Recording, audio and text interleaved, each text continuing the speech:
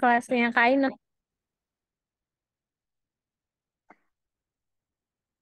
Waduh, ini pertama kalinya, nggak pertama kali sih.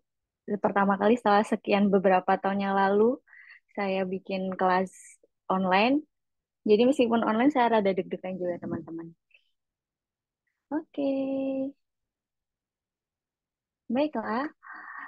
Terima kasih untuk waktunya, Kak Alma dan Mezing, dan terima kasih sudah mengajak saya untuk mengisi kelas di Mezing Academy. Dan di waktu 1 jam ini, kita akan mengenali tentang newborn photography ya dengan judulnya Getting Closer with Newborn Photography. Tapi ketika saya sedikit ngelihat di partisipannya nih, ini rupanya bukan orang-orang yang baru terjun di bidang newborn photography nih sepertinya. Saya ngelihat nama-nama yang saya kenal di Instagram gitu. Jadi kayaknya banyak teman-teman yang sudah terjun di bidang newborn photography, tapi nggak masalah. Kita seperti mengulas ulang ya teman-teman tentang newborn photography. Baiklah, kita lanjut aja Kak Alma. Nah, sebelum kita ngomongin soal newborn photography nih teman-teman ya, mungkin ada yang belum tahu saya, mungkin ada yang sudah tahu saya. Jadi, saya ingin memperkenalkan diri dulu. Nama saya Ainun Nai. Saya seorang freelance newborn photographer dari 2017. Jadi saya memulainya di tahun 2017, teman-teman. Kemudian saya mengatakan freelance karena saya nggak melakukan ini hampir setiap hari, nggak juga. Jadi mungkin seminggu 5 kali, 4 kali, tergantung kliennya. Dan saya nggak melakukannya juga setiap ada waktu-waktu tertentu. Jadi cuman beberapa jam. Kemudian saya kembali menjadi ibu rumah tangga di rumah. Jadi saya full time mother. Kemudian untuk lulusannya, saya lulusan dari Universitas Negeri Surabaya tahun 2008. Dan untuk fakultasnya sama sekali nggak ada hubungannya dengan fotografi. Jadi saya lulusan pendidikan bahasa Jepang ternyata. Nah, kemudian kok bisa sih terjun di dunia fotografi? Itu banyak yang nanya gitu. Biasanya kan kalau teman-teman yang newborn photographer tuh pasti dapat pertanyaan seperti itu ya dari klien-kliennya. Begitu juga saya, apa suka sama bayi atau gimana? Saya tuh jawabnya kalau bayi sih saya nggak yang suka banget ya. Saya memang pure pengen cari duit. Waktu itu saya jawabnya gitu aja sih karena emang saya pure ingin cari duit. Jadi setelah saya saya memiliki pengalaman itu nggak ada hubungannya juga dengan fotografer. Sebelum bekerja sebagai newborn photographer, saya pengalaman kerjanya di perhotelan, teman-teman. Jadi selama beberapa waktu itu saya kerja di hotel, jadi memang nggak ada pengalaman di bidang fotografi. Tapi seiring berjalannya waktu, setelah saya membuka foto dan beruntungnya saya ketika tahun 2017 nggak seperti tahun sekarang. Kalau dulu saya nggak punya apa namanya nggak punya kompetitor, malah saya yang pertama di kota saya. Jadi saya termasuk beruntung. Kalau saya pikir-pikir di tahun ini saya buka foto, mungkin saya nggak bakal jadi karena banyak orang-orang yang sudah hebat di dunia newborn fotografi dan effortnya teman-teman sekarang tuh nggak kaleng-kaleng, nggak kayak dulu gitu. Jadi kalau saya katakan saya dulu tuh beruntung apa bisa masuk ke dunia newborn dengan effort yang biasa aja, dengan apa, dengan modal yang biasa aja. Tapi alhamdulillah karena saya ingin terus meningkatkan diri, ikutan workshop, kemudian setiap dapat duit saya selalu beli properti foto waktu dulu. Jadi alhamdulillah bisa jadi newborn photographer sampai sekarang. Seperti itu. Oke, kita lanjut ya Mbak Alma. Baiklah, saya tarik nafas dulu teman-teman karena sudah lama nggak pernah ngisi kelas kayak gini. Agak derdek ya, tapi nggak apa-apa. Baiklah, apa itu newborn photography? Nah, di sini teman-teman pasti ada yang sudah jadi newborn photographer kah? Saya lihat di sini ada banyak. Ada yang belum jadi newborn photographer di sini. Belum, belum. Oh, ternyata ada yang belum ya. Belum, Kak. Baik. Nah, sebelum kita ngomongin banyak hal, kita tuh ngomongin soal objeknya seperti yang tertuliskan di Amazing itu, Kak. Yang kita foto tuh siapa sih gitu kan ya? Bayi. Nah, kadang tuh bayi yang menurut kita newborn itu beda sama orang awam awam nih, teman-teman. Jadi bayinya yang menurut kita newborn sama bayinya mereka tuh beda.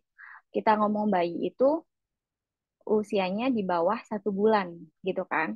Nah, tapi kalau orang awam, mereka kok kadang sampai sekarang pun mereka bilang bayi saya baru lahir Kak, usianya baru 2 bulan, baru 3 bulan.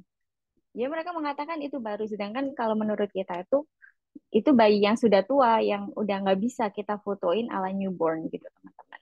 Jadi objek kita adalah bayi yang baru berusia, yang lahir, baru lahir dan berusia belum 1 bulan. Nah, seperti itu. Kemudian sebelum 1 bulan ada lagi kata-kata ideal.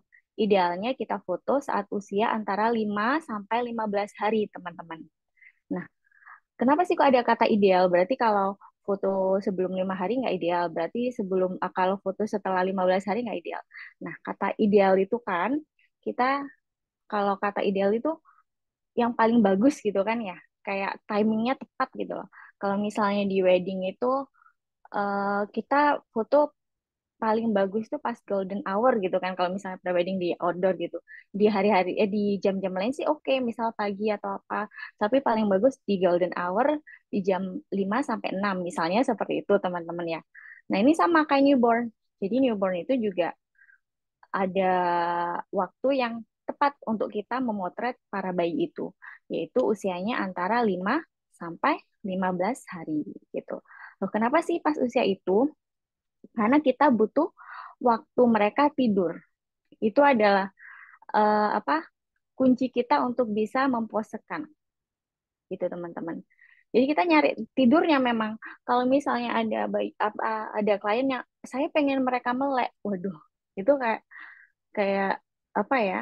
Kalau orang Jawa tuh bilangnya beja-beji gitu loh. Keberuntungan aja sih foto melek gitu karena kalau melek bayi itu cenderung eh, ngereok, cenderung mereka itu gelisah. Nanti tujuan akhirnya mereka gerak-gerak, kemudian mereka menangis gitu teman-teman. Dan kita nggak mungkin kan mau kasih foto yang nangis-nangis seperti itu. Kita pengennya mereka yang posenya bagus, kemudian mereka yang tata letaknya cantik. Dan itu bisa kita capai kalau mereka tidur. Dan di usia antara 5 sampai 15 hari itulah saat mereka paling banyak tidurnya gitu. Nah, mohon maaf di sini agak gerah. Teman-teman gerah nggak di rumah kalian masing-masing? Jadi gitu tentang apa usia ya teman-teman. Nah kemudian kalau di foto pas usianya di bawah 5 hari tuh gimana Kak? Kan sama-sama banyak tidurnya. Ada yang misalnya nanya gitu ya, saya pengen di foto 0 hari, 1 hari, 2 hari. Nah sepengalamannya teman-teman saya sih belum pernah foto 0 hari, 1 hari, 3 hari pernah. Tapi waktu itu kondisi bayinya itu mengelupas kulitnya teman-teman. Jadi ngerti kan masih ada lemak-lemak yang menempel di kulit-kulitnya dan itu akan membuat kita kesusahan dalam proses editing. Nah, kita menghindari hal-hal seperti itu kan. Kita pengen fotonya tuh yang mulus dari awal sampai akhir editing sampai proses packagingnya udah bagus, kita serahin ke kliennya, kita pengen semuanya mulus gitu kan. Salah satunya dihindari dengan cara kita foto di usia ideal. Kalau usia 0 hari itu biasanya kata teman saya yang motret di apa seperti bird moment gitu, bayinya itu rata-rata masih melekan, masih suka melek. 0 hari, 1 hari. Kemudian juga selain itu kulitnya juga mengelupas seperti yang saya katakan tadi. Jadi kalau usianya udah 5 hari, itu udah kulitnya udah mulai mulus teman-teman. Jadi itu yang kita cari gitu kan. Tapi kalau misalnya bayinya kadang kemudian mengelupas lagi, ya itu ketidakberuntungannya kita gitu. Karena kita nggak bisa menghindari proses itu lagi kan. Kalau menghindari lagi nunggu mereka nggak mengelupas, akhirnya keluar lagi dari usia ideal itu. Mungkin di atas 15 hari mereka mulus lagi, tapi kulitnya mulus, tapi dianya bakalan apa sering kebangun gitu kan. Nah, kita menghindari hal itu juga. Jadi 0 sampai 5 hari menurut saya kurang kurang ideal. Jadi ya 0 sampai 4 hari, sorry. Kalau usia 5 sampai 15 hari itu menurut saya oke. Jadi saya selalu atur antara hari-hari usia-usia itu. Kemudian kalau ditanya usia, kalau gitu usia di atas 15 hari gimana? Bisa. Bisanya sih bisa, teman-teman. Tapi perlu diingat kalau kalian mau jadi newborn fotografi yang portofolionya yang lancar-lancar gitu, yang lancar sesi fotonya maksudnya. Semakin kalian menunggu bayinya usianya semakin tua ya, maksudnya semakin meninggi, misalnya bertambah 1 hari, 1 hari, 1 hari, itu mereka akan tingkat kerewelannya itu makin tinggi gitu. Tapi ini nggak semua ya, kayak 80%, 90%, mungkin 10%-nya mereka bakalan anteng. Tapi kita nggak mungkin kayak nggak mungkin gambling gitu kan, nggak mungkin iya nanti nanti dianteng gitu. Tapi pada kenyataannya nggak anteng dan sedangkan klien berekspektasi kita mutuinnya ala newborn pas masa ideal gitu kan. Jadi saya sih menghindari tapi bisanya itu maksudnya kalau misalnya sepi gitu kan ya, atau misalnya kalian ingin menantang diri gitu, boleh ambil aja. Tapi kalian bisa menginformasikan terlebih dahulu kepada klien term and condition, misalnya bayinya nggak difoto pas usia ideal. Misalnya kalian bisa menginformasikan ini mungkin bayinya nggak seanteng waktu usia ideal, Ibu. Jadi kalau misalnya pose-posenya ada yang kita nggak bisa achieve karena bayinya rewel, kita alihkan ke pose yang aman ya. Kalian bisa mengatakan seperti itu. Jadi kalian dealing dulu sebelum sebelum saat foto, sehingga ekspektasi ibunya itu nggak yang tinggi banget. Mereka nggak ngira bakalan fotonya akan sama seperti pas usia ideal gitu, teman-teman. Tapi sebisa mungkin sih saya menghindari bayi yang gede itu. Saya mengarahkan para objek saya ini untuk fotonya di saat usia ideal biar kita portofolionya tetap stabil, tetap oke. Jadi seperti itu. Kemudian kita juga harus bisa memposakan mereka secara aman dan nyaman. Nah, gimana tuh nyaman dan aman? Misalnya nih kalau untuk teman-teman yang baru terjun di dunia newborn fotografi, kalian bisa mengisi dulu diri sendiri dengan berbagai ilmu seperti itu, mengikuti berbagai macam workshop gitu kan. Kemudian kalian posekan yang aman-aman dulu, teman-teman. Misalnya nggak yang langsung pose froggy atau seperti pose yang di basic pose atau yang di pose yang berbagai macam tekukan gitu, jangan dulu, teman-teman. Saya nggak menyarankan untuk memposekan yang aneh-aneh dulu ya. Jadi posein yang aman aja. Misalnya kita foto dari angle atas. Sepertinya saya pernah men-sharing di reel saya soal pose-pose yang aman buat bayi. Kalian bisa ngeliat di situ. Oh, pose-pose untuk fotografer pemula gitu. Jadi kalian harus posein yang aman dulu dan pasti nyaman. Nyaman menurut bayi itu bayinya nggak nangis, teman-teman. Jadi kalau bayinya nangis, pasti para orang tua, keluarga, dan kita sendiri merasa nggak nyaman gitu kan ya. Aduh, bayinya ini nggak apa-apa, emangnya dia nangis gitu kan. Padahal kadang nangis dia minta susu atau apa gitu. Nah, itu teman-teman jangan diposein dulu. Jadi teman-teman bisa kasih asiknya dulu, coba menenangkan dulu. Jadi memang harus kita antengkan dulu, baru ketika mereka nyaman, mereka anteng, kita posekan, kita foto, itu termasuk kategori nyaman gitu. Dan jangan sampai kalian meninggalkan ketika kalau kalian misalnya berencana sebagai single fighter ya, mereka kalian maksudnya single fighter, kalian sendiri, kalian yang memposekan, kalian yang memotret, pastikan ada satu orang untuk menjaga bayinya saat kalian melakukan pemotretan itu. Jadi misalnya bayinya eh, tiba-tiba melakukan pergerakan yang mendadak, ada satu orang yang siap menangkap gitu, teman-teman. Mungkin kalau kalian nggak bisa hiring asisten, kalau kalian bisa hiring asisten bagus, tapi kalau kalian misalnya belum ada budget, kalian bisa minta tolong ke keluarganya, itu juga boleh. Itu dulu saya lakukan selama 1 tahun, saya nggak punya asisten, single fighter beneran, dan saya selalu minta izin satu orang untuk di sampingnya itu tuh, maaf boleh tolong jagain bayinya, saya mau memotret sebentar. Nah, sebetulnya itu lebih baik daripada kalian langsung tinggalin pas bayinya yang gelondong, wassalam kan ya. Jadi seperti itu teman-teman. Oke, ini kita bisa langsung apa bikin pertanyaan kah Kak Kak Kak Alma atau Boleh Kak, langsung? boleh. Di tengah-tengah boleh. Oh boleh, oke oke. Jadi tiap Oke teman-teman kalau ada yang mau bertanya sebelum saya lanjut ke next sesi, boleh banget. Oke. Di pertanyaan ini ya, Q&A ini ya.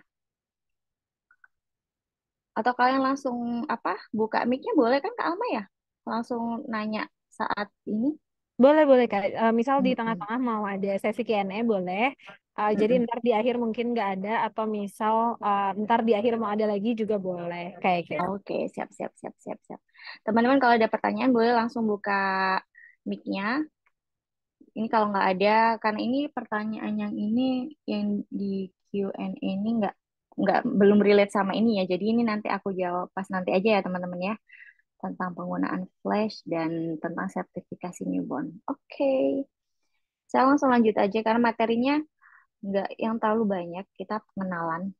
Oh ini dia. Bagaimana jika tali pusat belum pupus? Nah, ini pertanyaan yang bagus banget dan karena ini memang relate banget dipertanyakan ke semua klien, bukan begitu teman-teman newborn photographer di sini. Nah, sampai sekarang saya juga sering dipertanyakan. Jawabannya adalah sangat aman, Kak. Jadi kalau tali pusar itu nggak ada hubungannya dengan pemotretan kita, karena pemotretan kita nggak langsung saya mau carikan properti saya dulu ya. Nah, ini saya kasih lihat ya, Kak ya. Bayi itu nggak langsung kita taruh gini. Ini kan objek keras, Kak ya. Kita nggak langsung naruh sini, Kak. Jadi selalu ada bantalan, bantalan, bantalan. Kemudian di balik bantalan itu masih ditumpukin ini, intinya empuk. Empuk. Jadi kalau empuk itu ya empuk sih, nggak akan kerasa kan. Maksudnya kita juga pasti nyaman-nyaman aja. Jadi dari segi bayinya super nyaman, kita dan dari segi kita bisa menjelaskan juga ke orang tuanya seperti yang biasanya saya menjelaskan seperti ini sih. Oh aman Bu, karena saya apa bayinya itu taruh di tempat yang empuk-empukan kok gitu. Kemudian di pusarnya ini Kak Hanifa, biasanya saya tutupin pakai tisu tisu saya lipat 4 kali 5 kali jadi untuk menutupi tali pusarnya itu sehingga meminimalisir kena kena sama kainnya meskipun kalaupun kena pun menurut saya nggak masalah karena tempat saya naruh bayinya itu empuk gitu yang jadi perhitungan untuk menentukan tanggal kapan kita foto bayinya itu adalah usianya itu aja bukan usianya sorry berat badannya itu aja jadi misalnya berat badannya kecil, saya selalu naruh di tanggal-tanggal akhir, misalnya usia-usia akhir, misalnya tanggal usia 15, usia 14, karena bayi yang lahirnya kecil, BB-nya di bawah 3 kilo,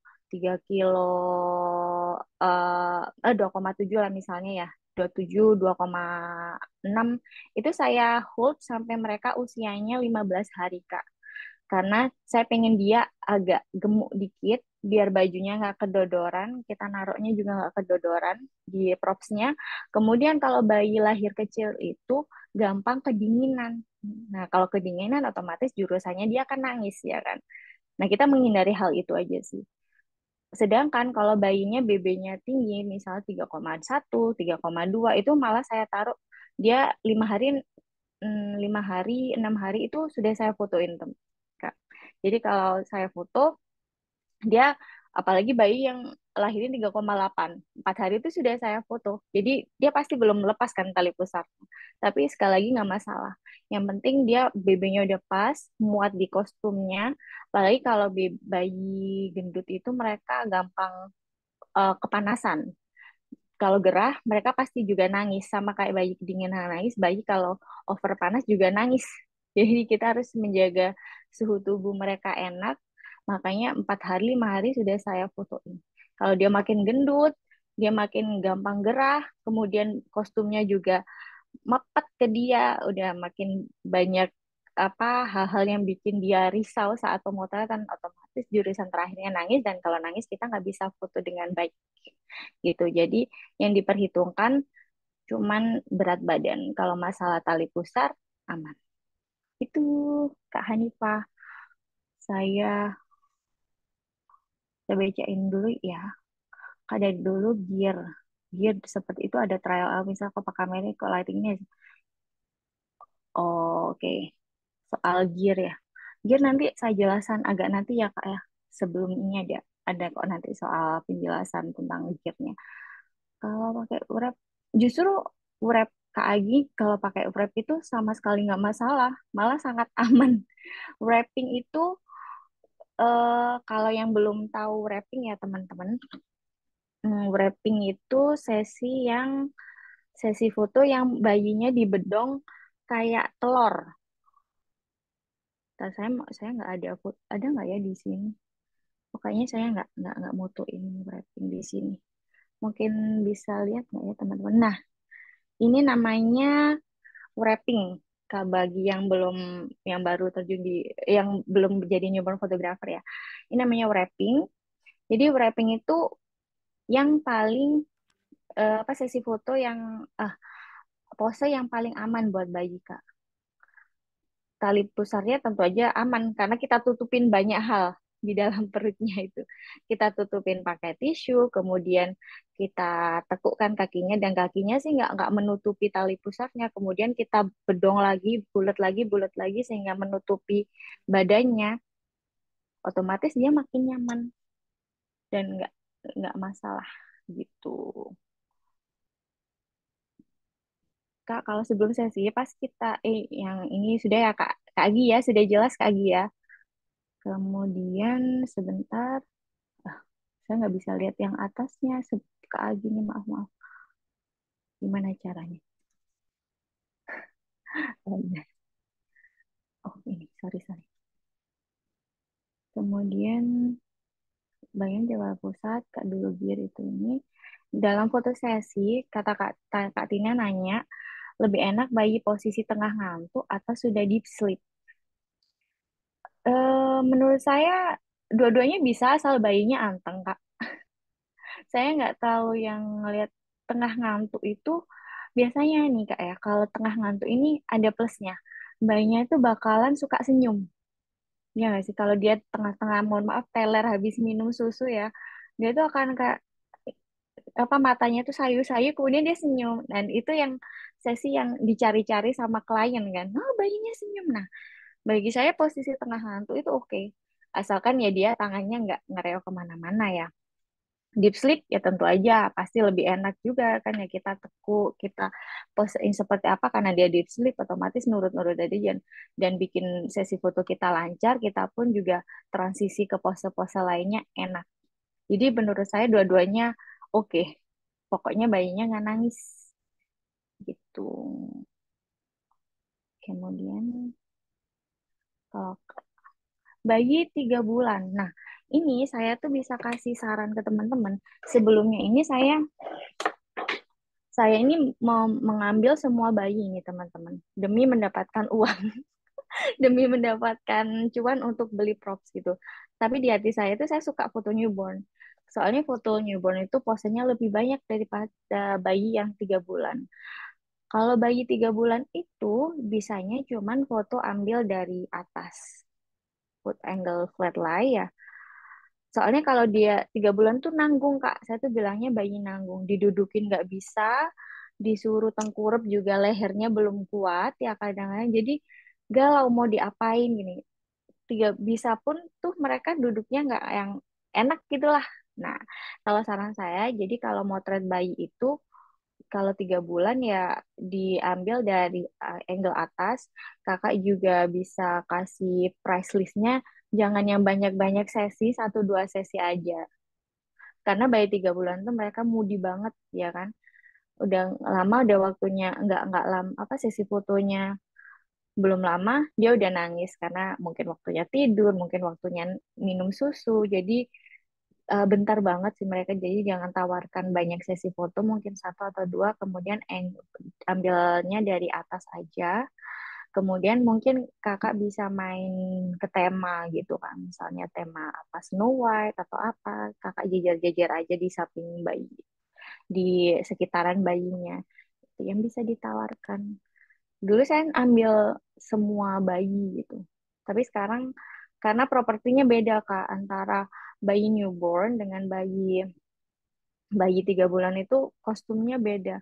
Kalau kostum yang bagus untuk newborn tuh kostumnya yang kecil-kecil, yang fit gitu kan. Otomatis kalau kakak pakein ke 3 bulan ya mungkin jarinya aja yang cukup gitu kan. Jadi beda. Kemudian dari segi misalnya kayak saya tadi itu, ini ini juga fit ke newborn aja. Kakak kalau mau naruh ke bayi 3 bulan akan terlihat sangat tidak proporsional menurut saya. Kelihatan lebih gede bayinya daripada tempatnya, dan menurut saya sih kurang kurang nyaman gitu. Tapi kadang klien kan nggak terlalu mikir yang seperti itu. Klien nah pasti ya seneng-seneng aja karena foto anaknya gitu. Kalau kakak mau cari cuan, ambil aja lah gitu. Ah, apalagi nih Kak, kalau sesi foto dari Kak Mona Lisa, Kak kalau sebelum sesi pas kita periksa bayinya ternyata lebam, gimana mengkomunikasikan ke ortu? Ini bagus, Kak Mona Lisa, bener langsung komunikasikan, jangan diempet ya teman-teman, nanti jatuhnya membahayakan juga untuk kita, apalagi untuk kalian yang berada di kota-kota besar ya teman-teman. Jadi kalian kalau buka kemudian lembab ya bilang aja, karena apa, usahakan waktu kalian membuka baju bayinya itu benar-benar di depan orang tuanya gitu kan. Posisinya itu posisikan kalian di tengah mereka gitu, sambil ngobrol, oh iya bu ini, terus pas lihat, ah ibu maaf ya, ini lebam ini kenapa nggih? Ini lebam sebelum sesi foto nggih? Bilang aja seperti itu, Kak. Jadi Anda bisa bilang kenapa. Nah, misalnya terus mamanya, "Oh, itu kena kena nyamuk," gitu misalnya. "Oh, ya udah. Oh, ya udah, kita kasih minyak telon aja ya, Kak ya," gitu. Sebelum sesi foto. Jadi kalian bisa mengkomunikasikan secara enak dan pastinya mereka sudah acknowledge kalau udah lebam dari awal gitu. Nah, misalnya, "Loh, kenapa ya? Kenapa ya?" Nah, misalnya orang tuanya juga nggak tahu ya. Jadi, iya, ini tadi saya buka sudah lebam seperti ini, Ibu. Pripun. Saya lanjut ya sesi fotonya. Nah, misalnya lebamnya parah, ya kembalikan aja dulu ke orang tuanya biar mereka cek dulu, Kak. Gitu. Kita cari amannya aja ya, karena kita di situ kan diundang mereka dan kita pengennya hanya mengabadikan momen kalau ada sakit yang ini. Dan jadi apapun, bahkan ada teman-teman saya yang di kota besar itu memberikan pertanyaan saat saat mereka udah dapat klien kan, kita suruh isi data gitu kan ya. Ada juga pertanyaannya, punya sakit nggak gitu. Jadi itu memang menghindari kita dari hal-hal yang tidak diinginkan, yang di luar kuasa kita gitu teman-teman. Jadi kalian mungkin bisa memasukkan hal itu, punya sakit, karena nanti akan tahu, oh ternyata dia ada apa, misalnya ternyata kakinya, saya nggak tahu itu apa ya dalam bahasa medisnya, yang kakinya bengkok itu. Nah, dari situ kan kalau kita udah tahu dari awal, kita bisa mikirin, oh nanti posenya berarti pose yang tidur-tiduran aja. Kita nggak usah nge-wrap gitu, nggak usah menyusahkan diri sendiri. Jadi kita nggak pakai sesi wrapping atau sesi froggy, nggak. Kita cari yang aman aja, yang penting fotonya apa bayinya kita bisa mengabadikan dengan baik gitu teman-teman. Jadi kalian bisa ngasih pertanyaan langsung gitulah, gitu Kak Mona Lisa. Semoga terjawab ya. Oh, banyak banget, nggak apa-apa. Ntar saya lanjut. Sudah jelas Kak, gimana kalau bayinya nggak nyaman Kak, sering nangis. Nah, bayi ini memang rentan nangis teman-teman ya. Nangis, dan nangis itu adalah cara mereka untuk me- mengungkapkan, mengungkapkan keinginan mereka gitu. Dan keinginan bayi, sepengalaman saya setelah motret 6 tahunan ini, bayi itu butuhnya cuma 3 hal. Butuh kenyang, kemudian butuh perutnya nyaman, whether dia udah pup, atau mungkin dia udah kentut, atau mungkin dia udah pup atau kentut. Kemudian yang ketiga, apa, udaranya, suasananya dia nggak terlalu gerah, nggak terlalu dingin. Udah, kebutuhannya cuma 3 macam ini aja Kak. Tapi tiga ini kalian harus tahu dia butuh yang mana gitu loh, gitu. Jadi ketika dia nangis bentar aja, mangap aja gitu, kakak harus lihat, oh dia ini pengen apa ya?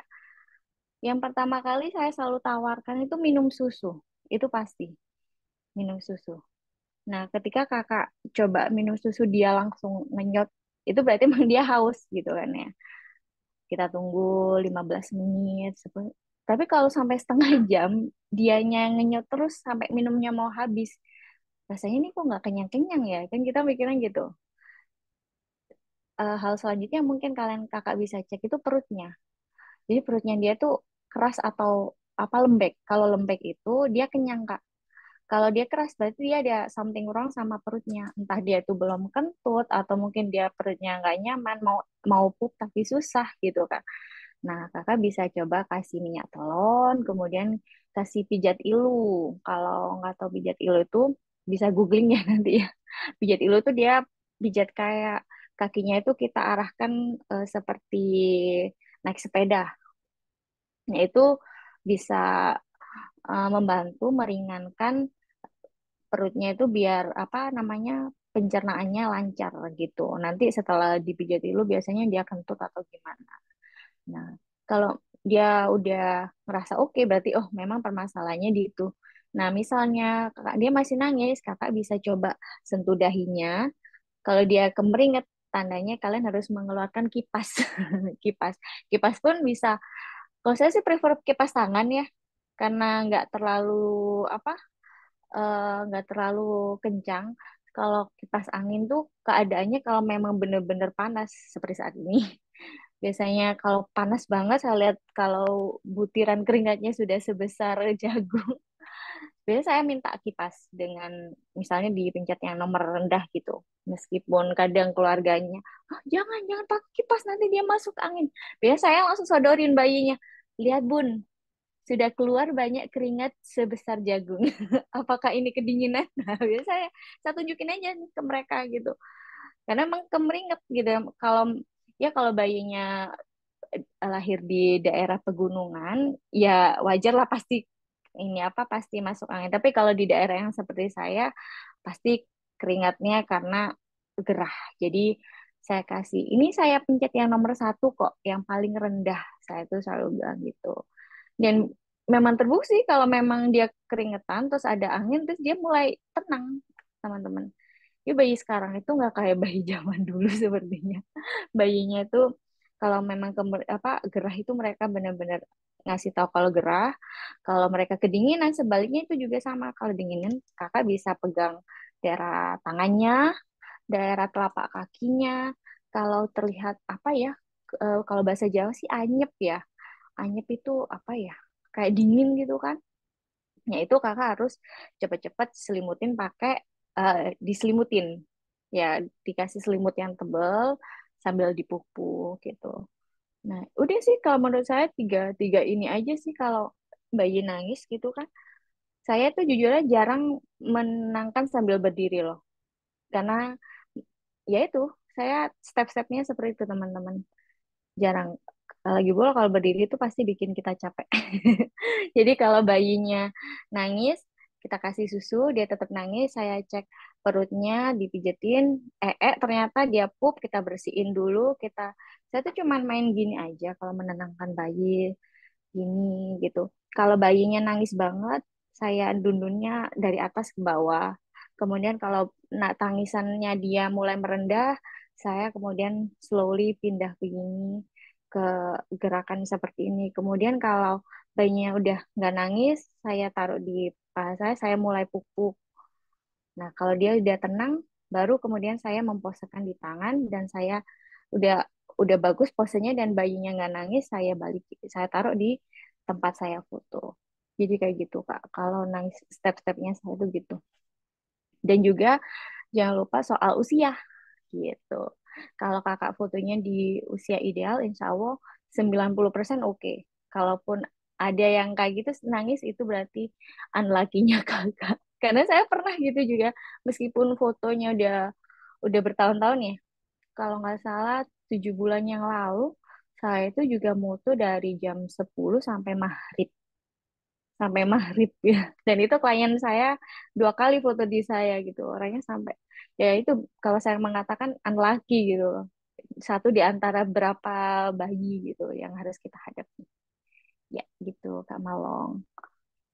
Tapi untuk mendapatkan bayi deep sleep itu susah Kak. Insya Allah enggak Kak Vina. Kalau Kak Vina menuruti usia ideal, jam pemotretan juga ya, jam pemotretan pagi. Nggak terlalu pagi sih, saya berangkat dari rumah jam 8, jam 9-an. Dan juga ada susu botol, gitu sih. Cara menidurkan bayi. Cara menidurkan bayi ya, kita lihat dia, kita datang, bayi itu kan memang objek kita tuh unik ya teman-teman ya. Kalau kalian foto wedding atau foto apa ya, ayo kita noleh kanan, kita pose gini, oke foto gitu kan aman ya. Kalau bayi kita datang kadang kondisinya dia tidur udah kayak bayi bener aja gitu kan, pas kita buka lah nangis ternyata, wassalam. Nah, kalau nangis kita bisa tanyain dulu Kak Vina, Bu ini tadi minumnya jam berapa ya terakhir minum. Nah ternyata dia kondisi lapar, jadi kita harus tahu gitu Kak Vina dia tuh apa. Terus pasti pas kalian buka baju mau gantiin gantiin apa namanya, gantiin kostum, kakak bisa cek dia persnya dia pup atau enggak gitu. Kalau pup kita ganti dulu gitu teman-teman. Kakak raba telapak tangannya, telapak kakinya, apa dia kedinginan. Kalau kedinginan kasih minyak telon dulu dan kemudian kasih pose yang nggak terlalu membuka baju. Misalnya wrapping, wrapping itu kan hangat banget. Nah, kakak bisa bikin wrapping dulu. Jadi seperti itu cara menidurkan bayi menurut saya. Gitu Kak Vina. Kemudian gimana posisi yang nyaman untuk perogi? Untuk perogi ya Kak ya. Perogi nanti entar kita ini ya. Karena kita masih ngomongin soal objeknya dulu ya, bayinya dulu nih. Kita ngomongin ini cara ke bawahnya bagaimana. Oh, ini dia. Cara meniru gimana posisinya. Props wajib untuk newbie. Habis ini kita ngomongin props. Kalau pas bayi full melek gimana menyasar. So, kalau pas melek. Nah, kalau melek Kak, ya kita tuh udah banyak. Ini setelah berbagai macam effort ya Kak Dita ya. Kita coba nyusuin, disusuin dia tetap nangis gitu kan ya. Nangis sih enggak, tapi dia melek emang kayak jam-jam melek gitu kan ya. Padahal kadang kata orang, ini dia anteng loh padahal. Itu kita first of all sebelum kita lihat bayinya kita harus menenangkan keluarganya dulu ya kan, biar mereka nggak yang merasa sedih, mereka kayak aduh bayi orang lain tidur kok bayiku enggak gitu. Kita tetap harus membahagiakan mereka ya, sweet sweet sweet sweet lab lips, kita manis-manisin gitu.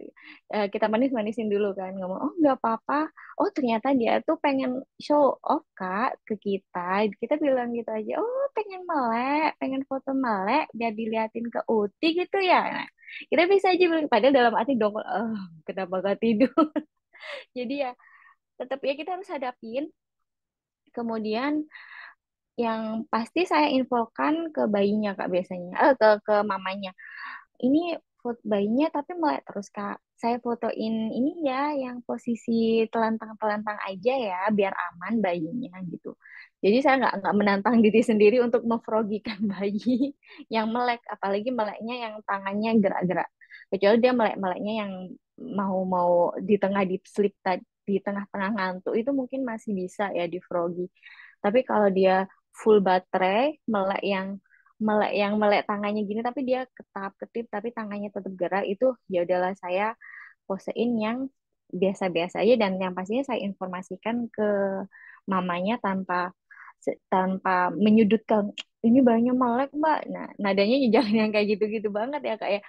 Ini pas bayinya melek kita foto ini aja ya Kak ya, kita fotoin sambil apa, kita fotoinnya posisi aman, amannya kayak gini, telentang kayak gini, nggak apa-apa kali, cantik banget dia lihat kamera loh. Nah jadi orang tuanya tetap berbangga gitu loh Kak, meskipun fotonya melek gitu. Nah itu kalau meleknya dia nggak ngereok ya.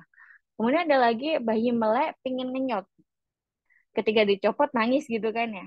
Nah, kalau yang seperti ini, solusinya ya one, two, three shot gitu. Jadi, kalau misalnya Kak Dita punya asisten, asisten yang megangi empeng atau mimiknya, cepet-cepetan motonya gitu. Satu, dua, tiga dicopot, kakak udah siap jepret, dia udah mulai nangis, dimasukin lagi apa empengnya atau susunya gitu ke bayinya. Itu yang kalau udah terakhir-terakhir kali nih Kak. Nah, gitu. Kemudian ada lagi yang melek. Kalau meleknya tuh sambil nangis udah nggak bisa diapa-apain di foto pun, ya kali fotonya nangis kan kayak gitu itu pasti mengecewakan banget ya bagi klien dan juga kita.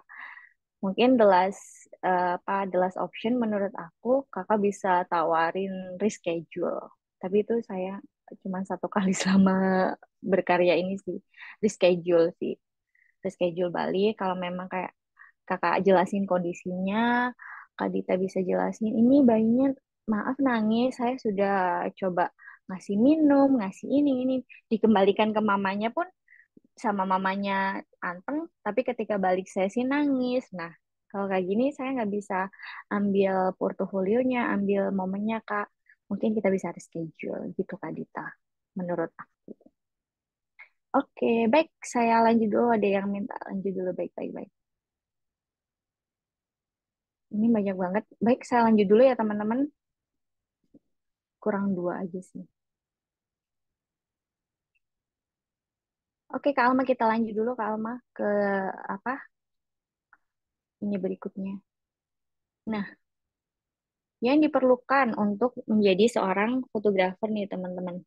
Jadi kalau sebelum saya ngomongin yang tadi, gear dan lain sebagainya, ini no joke memang, tapi saya selalu sampaikan ini juga ke para murid-murid saya. Rasa sabar, itu benar banget. Kalau kalian nggak sabar, nggak usah jadi newborn photographer. Karena rasa sabarnya itu nanti akan ngaruh juga ke portofolio kalian, ke kesempurnaan dari pose-pose foto kalian gitu teman-teman. Jadi harus sabar, sabar, telaten gitu kan, nungguin bayinya. Jadi ketika saya mengambil misalnya foto yang ada di sini di Spider-Man kecil ini ya, ini pun dia nggak bisa langsung seperti ini loh teman-teman. Jadi melalui fase dia menggenggam dulu seperti ini, saya harus menyatukan dulu tangannya yang menggenggam ini saya pelan-pelan buka yang satu-satu. Nah itu takes time dan itu benar-benar rasa sabar. Kalau orang yang nggak sabar pasti foto gini aja itu udah diambil sama dia ya kan. Jadi memang harus sabar. Nah, sabarnya selain itu juga sabar untuk menenangkan bayi, membuat dia menjadi dari fase yang merasa nggak nyaman, nangis-nangis menjadi nyaman. Jadi ya harus sabar, teman-teman. Selain sabar ke bayinya, ke objek kecil kita, teman-teman juga harus sabar ngadepin para keluarga.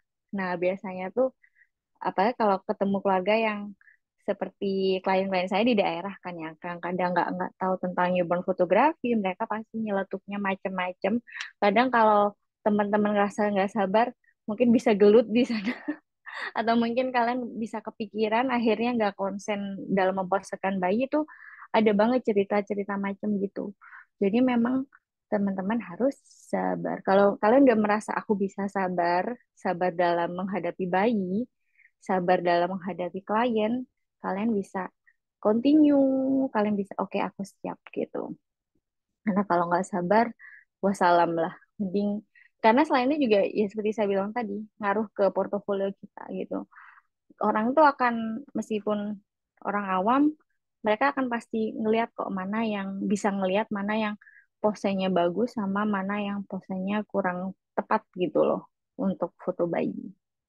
gitu teman-teman. Baik, selanjutnya Kak Elma, kalau kita udah sabar, kita bisa lanjut ke selanjutnya ada bisa dilanjut Kak Elma?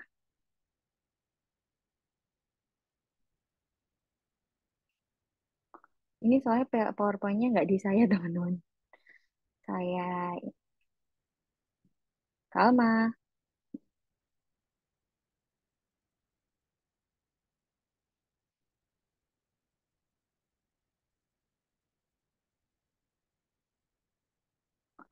Jadi seperti itu.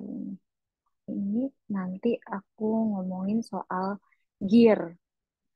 Jadi setelah kita ngomongin soal rasa sabar, yang pasti yang diperlukan untuk menjadi seorang newborn photographer itu pertama pasti kamera ya. Secara kamera, di sini saya memakai Canon, Canon R5, EOS R aja. Ini kamera keempat saya. Jadi saya gonta-ganti. Kamera pertama saya bukan dari kamera Canon, bukan dari kamera Sony. Ada yang bisa tebak kamera saya apa waktu awal dulu? Kamera saya dulu adalah Samsung NX3000.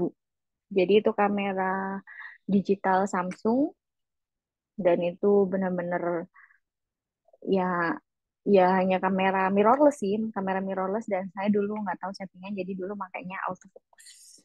Tetapi it's okay, itu adalah proses ya teman-teman. Yang penting kita mau belajar. Nah, jadi kalau saya ditanya bagusnya pakai kamera apa, saya selalu jawab sesuai budget aja. Mau merek apapun, menurut saya itu semua akan bisa diolah di editing gitu. Jadi saya habis pakai Samsung, saya kemudian ganti ke Canon 60D sesuai kemampuan kan itu sesuai kemampuan dompet.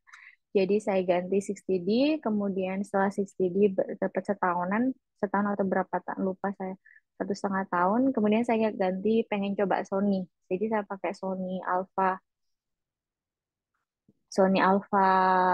berapa gitu saya lupa.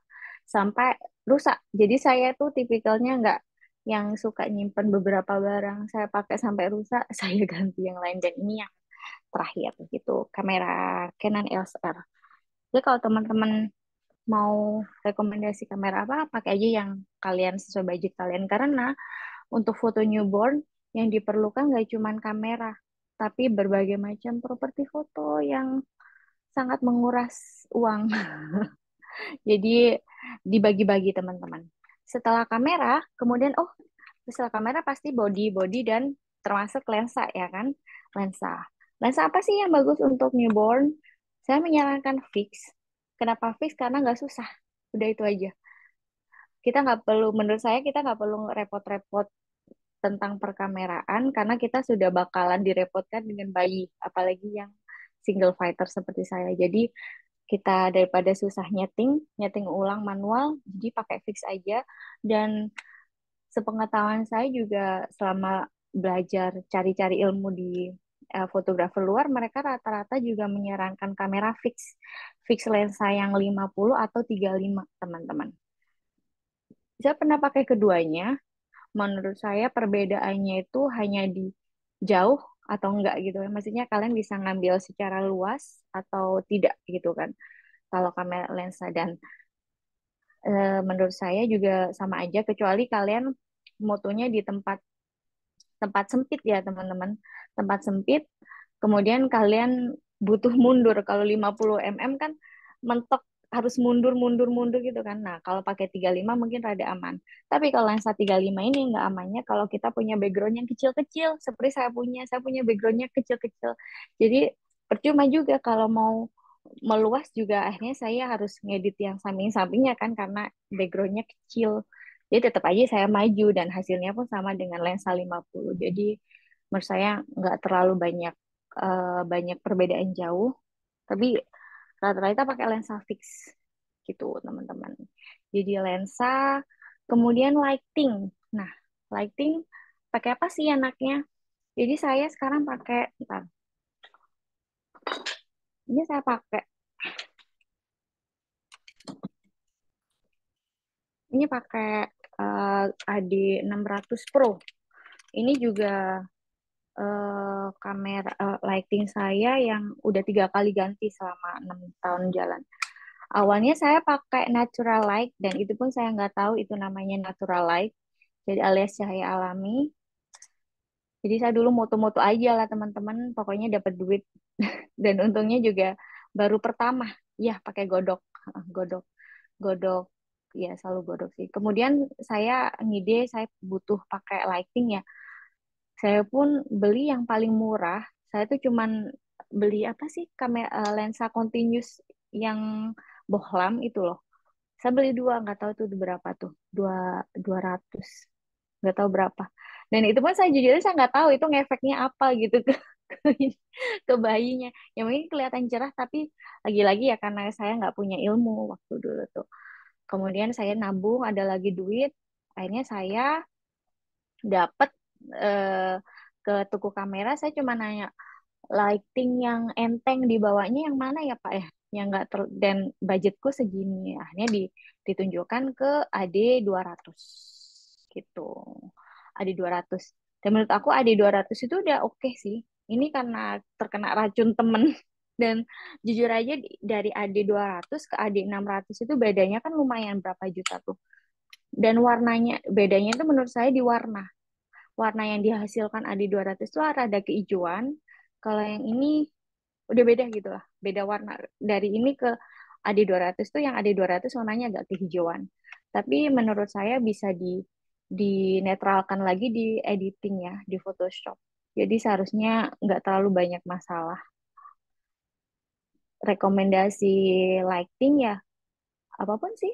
Menurut saya nggak yang terlalu ngaruh, asalkan bisa kebawa kayak gini sih teman-teman. AD 200 bisa, AD pokoknya yang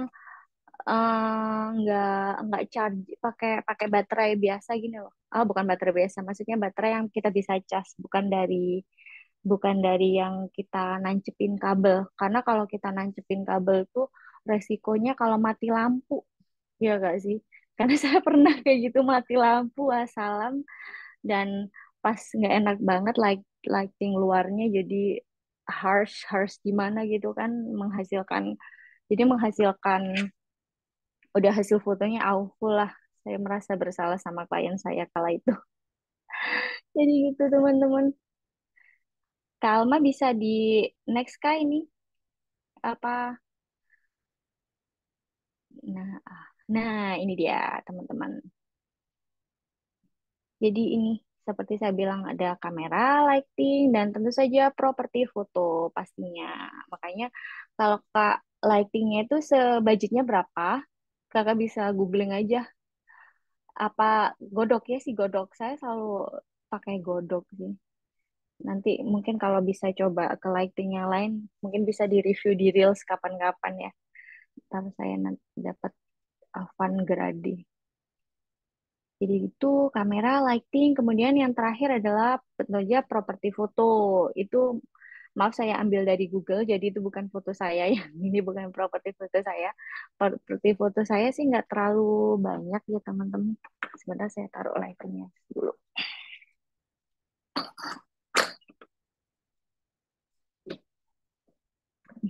Saya yakin teman-teman pasti punya lebih banyak, apalagi nih orang-orang yang ikut apa yang sudah berkecimpung di dunia newborn. Jadi ini properti foto yang saya kumpulkan dari 2017. Itu pun banyak yang sudah saya pre-love. Saya kalau nggak terlalu saya pakai, saya pre-lovein aja sih properti foto. Nah, untuk pemula nih, pemula ya, yang mau terjun di dunia newborn photography, pasti pertanyaannya, aku harus beli apa Kak untuk properti foto? First of all, kalian harus punya hard props ya. Jadi hard prop itu yang kayak ini, tempat kita menaruh bayi, teman-teman. Jadi ada berbagai macam hard prop. Kakak kalau saya ingin di sini, nah ini kayak ini nih namanya hard props ya. Kalian harus punya paling nggak itu yang sering dipakai, yang kepikiran yang mana ya yang bakalan sering dipakai sama bayi, sama klien. Pasti rekomendasi aku tuh kursi. Ini kursi jujur aja buluk, tapi ini yang sering dipakai. Teman-teman lain pasti punya. Yang beli di Shopee, harganya berapa? 250.000 ya. Masih saya pakai, meskipun dalamnya ember, tapi ini cukup kokoh untuk bayi. Pastinya bayi nggak langsung didudukan seperti ini langsung, teman-teman. Akan ada bantalan-bantalan di sampingnya. Nah, ini rekomendasi pertama aku, beli ini di Shopee 250.000, dan ini pasti kepake banget. Kemudian kalau kalian udah punya ini, kalian bisa upgrade ini. Ini yang nggak sekitar 500-600, kalian bisa beli di vendor props banyak banget.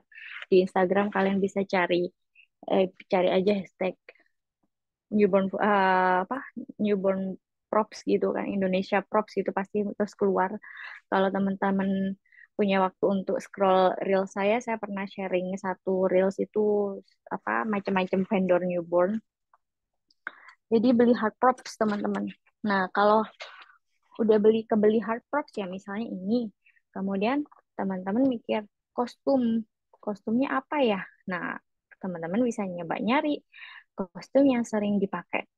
Yang rekomendasi aku dan sampai sekarang banyak banget make adalah baju untuk cowok, baju jubah. Ya nggak kan teman-teman ya. Sampai sekarang masih cuci kering pakai pasti ini punyanya teman-teman yang lain. Pakai jubah yang ala-ala orang Arab. Nah, itu kalian beli aja satu itu. Di Shopee kayaknya sekarang banyak ya yang jualan properti apa baju-baju kostum yang menurut aku cukup fit untuk bayi. Tapi kalau teman-teman mau beli yang spesial lagi, kalian bisa lagi-lagi cari di IG. Soalnya kalau yang di IG itu memang benar-benar vendor yang jualan props khusus newborn gitu. Banyak banget di Indonesia tuh ada banyak. Props by Evi, suka-suka kostum, kemudian Cherry Crochet, ada banyak teman-teman. Nah, kalian pilih salah satu. Jangan coba-coba bikin dulu. Jangan dulu. Aku nggak merekomendasikan kan kalian membuat-membuat dulu, membikin-bikin dulu sebelum kalian tahu ukurannya. Karena akan terlihat sangat tidak fit ke bayinya gitu. Kecuali kalau kalian setelah membeli beberapa kali, kemudian kalian kan udah tahu ukurannya, ngeliat sendiri, udah ngukur sendiri, kemudian kalian ngide bikin, monggo terserah kalian gitu. Dan itu juga bisa jadi ide kalian, oh ternyata bisa jualan props juga nih selain jadi foto foto newborn, jadi fotografer newborn gitu teman-teman. Jadi soal kostum, hard props, kemudian kalian bisa beli kain wrapping, kain untuk membedong bayi. Kalian beli aja, sorry lagi. Mungkin kalian bisa beli satu aja, warnanya yang netral, misalnya cewek pink, cowok biru, atau warna putih. Kalian bisa beli lagi-lagi di vendor prop, kemudian sekalian lengkapi dengan headbandnya, kemudian kalau cewek ya, kemudian kalian bisa lengkapi dengan apalagi bunganya gitu untuk jadi satu kesatuan gitu teman-teman. Kalian bisa beli wrap, kemudian apalagi ya setelah ini kalian bisa juga beli apa kalau kalian mau yang simple-simple ada yang namanya basic post kan. Jadi basic post itu foto yang kita nggak pakai properti apapun, misalnya seperti ini ya. Ini namanya basic post teman-teman. Nah, untuk membuat pose yang seperti ini kalian bisa beli satu apa namanya ya, uh, bean bag. Nah, kalau saya pakai itu yang kotak gini. Kalau kalian ngerasa nggak bisa, maksudnya masih belum ada budget, jujur aja dulu saya itu pakai sofanya klien loh. Jadi kalau klien tuh saya lihat punya sofa, saya pinjem, saya pakein, saya tutupin pakai kain-kain kain seperti ini. Saya langsung taruh di sofanya klien. Atau pakai apa namanya kasur bayi. Kan ada tuh kasur-kasur bayi yang mirip sama yang punya saya itu. Pakai aja itu, pinjem itu. Kemudian ini bisa kalian cantolin ke mana? Standingnya. Kalau kalian punya standing untuk background, bawahnya ditaruh di kasur bayi. Itu udah cukup. Jadi kalian bisa beli kasur, kemudian beli kain. Kainnya itu yang dibutuhkan untuk menghasilkan foto itu adalah kain yang molor. Itu teman-teman, molor. Jadi kalian saya itu jujur aja sering cari kain di toko kain. Jadi nyari yang kain molor-molor gini. Kalian bisa tanya kain apa namanya? Scuba, kemudian kain kaos, kemudian pokok ininya yang molor teman-teman. Jadi kalau kalian udah bisa nemuin itu, kalian bisa saving lah, nggak beli yang di vendor props dulu. Tapi kalau kalian punya budget lebih, kalian bisa beli di sana karena kadang tuh bagus sih kan, tebel kan. Mereka punya yang jual di vendor props itu. Jadi itu. Itu aja sih menurut saya untuk yang diperlukan untuk menjadi seorang newborn photographer. Jadi selain rasa sabar, kamera, lighting, properti foto. Kalau kalian nggak punya, kalian mulai belajar soal posing baby, kalian bisa coba ikutan workshop ataupun mentoring, private mentoring, atau mungkin kalian juga pokoknya yang offline, betul banget ikut yang offline kata Kak May Baby.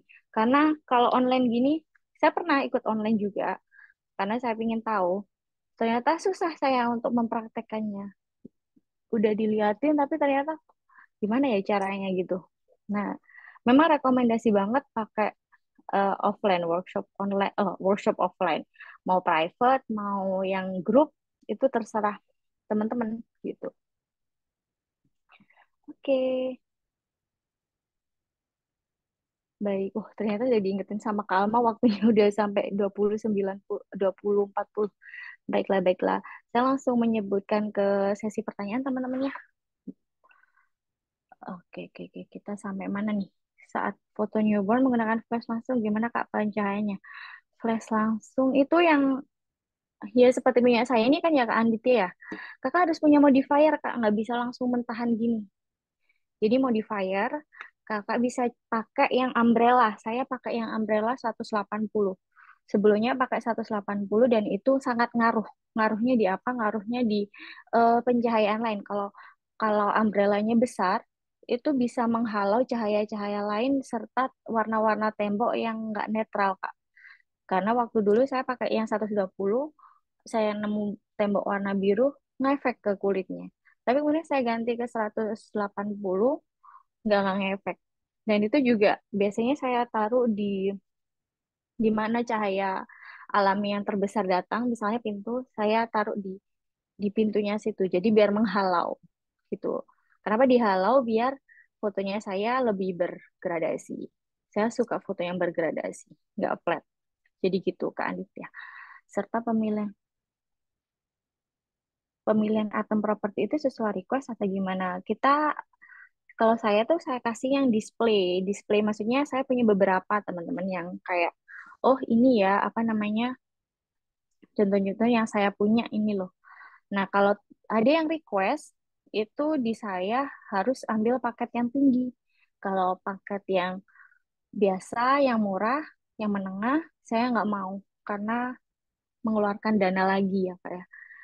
Harus, kalau yang ambil paket murah, ambil aja dari yang, apa namanya, yang ada kita yang punya ready ready tema apa aja gitu. Apakah sertifikasi untuk foto newborn tuh perlu? Kalau dulu zaman saya nggak perlu, tapi kalau sekarang itu perlu Kak.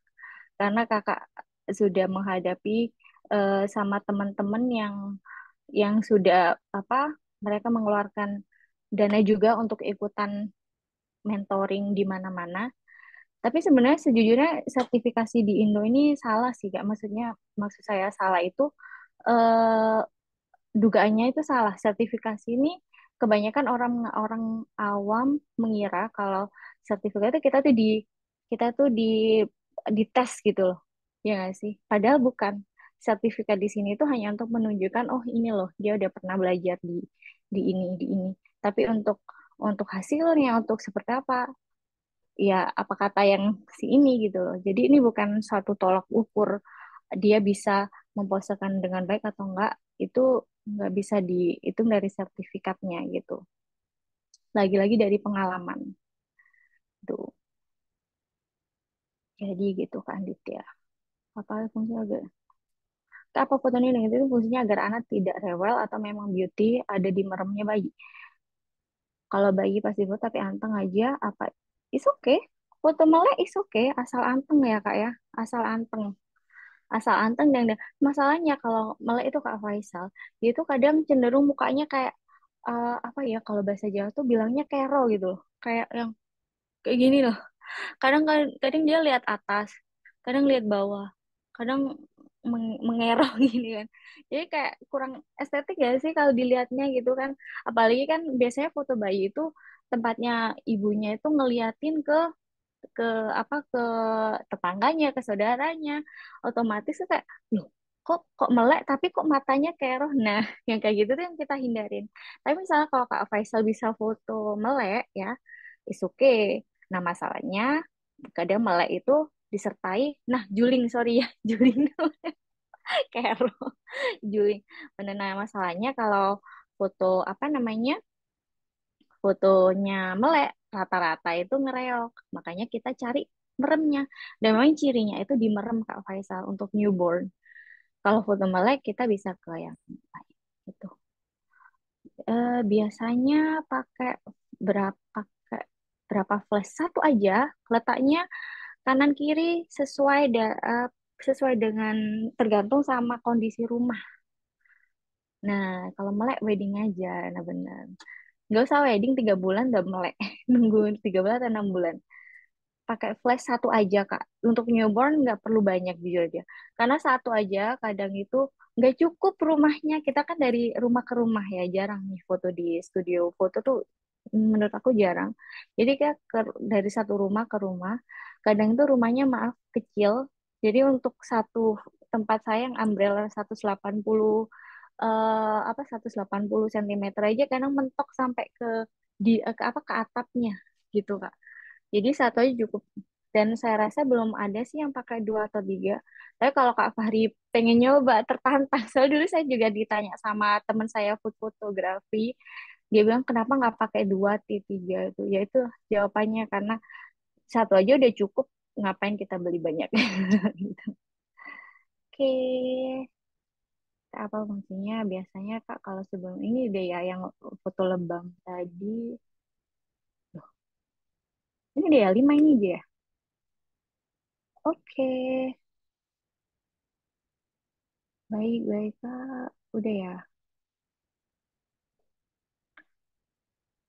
Baik, teman-teman. Kak, ini sudah jam berapa, Kak? Ah, 20.40. Nah, kata Kak Alma ini sudah selesai waktunya. Terima kasih banyak untuk waktunya, untuk partisipasinya, teman-teman. Mohon maaf untuk pertanyaan yang belum terjawab. Mungkin bisa ikut di sesi selanjutnya. Ya, Kak Alma ya, ada sesi lanjutan kok di bulan depan. Kak Alma, Kak Alma gitu ya. Ah, ini sudah. Ya.